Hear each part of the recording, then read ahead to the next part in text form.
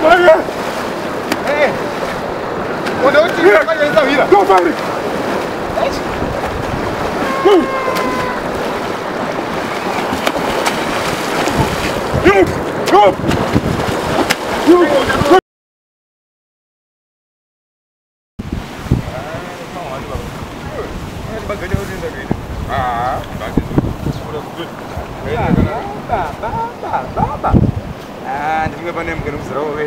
Mas dia apa kira? Bayang pergi apa juga? Makassar sebenarnya nyanyi sih. Aja, ini orang buka juga. Ya? Ini yang buka juga ni. Orang Apa? Ibu, mana negeri ni masuk je negeri ni orang kurang daru ni. Ini kau di pop. Sudah. Siap sih. Itu sudah saya. Makassar berapa ini? Usai sah, mana baju tu orang kecil. Baju orang kecil. Pakai tu yang bukan suan, saya tu. Besok kena saya diri orang kusara ona. Ayo, bukan ada sepatu kau yang bukan suka. Masuk je. Maka tu tahu. Ku cuma baju. Mas ini pada kaya bukan masuk je mana? Mana kan sampai kau orang tu. Ini kau orang.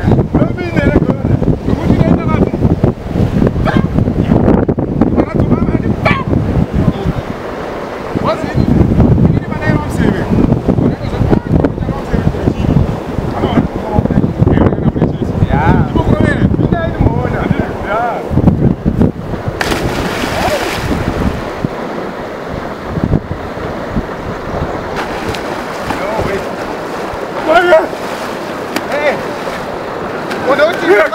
Go find it!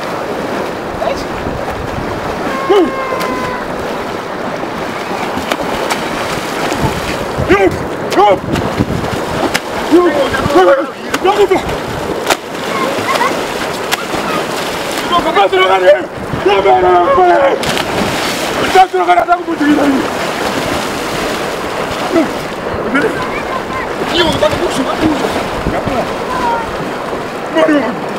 Mama, mama mana mandi dah? Mana aku? Ya? Dofen. Ayo di batu. Dofen ini. Dofen. Dia pada. Kita masuk. Oh, itu kau masuk je, main bukan sih kau? Dofen. Kau masuk je, main bukan sih?